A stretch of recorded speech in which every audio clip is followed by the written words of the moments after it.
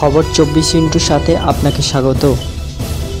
নতুন নতুন খবর জানার জন্য আমাদের চ্যানেলে চোখ রাখুন। বলিউডে কান পাতলেই শোনা যায় অক্ষয় কুমারের সঙ্গে নাকি বেশ গভীর প্রেমের সম্পর্ক ছিল রবিনা ট্যান্ডনের। টিপ টিপ বর্ষা পানি থেকে শুরু করে আরও অনেক গানে এবং সিনেমায় একসঙ্গে অভিনয় করেছেন অক্ষয় রবিনা। তাদের জুটিকে বেশ পছন্দ করতেন দর্শক, ফলে অনেকের ধারণা তৈরি হয়েছিল তাদের পর্দার কেমিস্ট্রি ও ব্যক্তিগত জীবনে আগুন ধরিয়ে দেবে। তবে সে সম্পর্ক যাই থাক না কেন, পরবর্তীকালে জীবনের পথ আলাদা হয়ে গিয়েছে অক্ষয়ের রবিনার।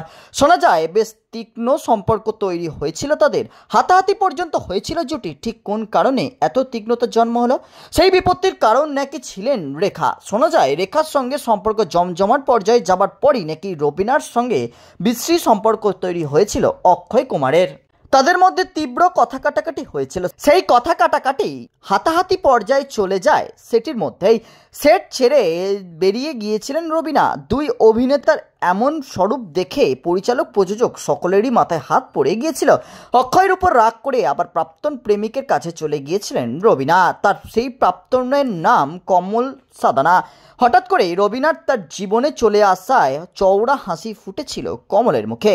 তিনি বলেছিলেন যে রবিনা নাকি তার খুবই ভালো বন্ধু। তিনি বলেছিলেন রবিনার দুঃখ একমাত্র আমি বুঝতে পারি, ফলে বারবার ওকে আমার কাছে ছুটে আসতে হয়। ব্যুরো রিপোর্ট, খবর 24।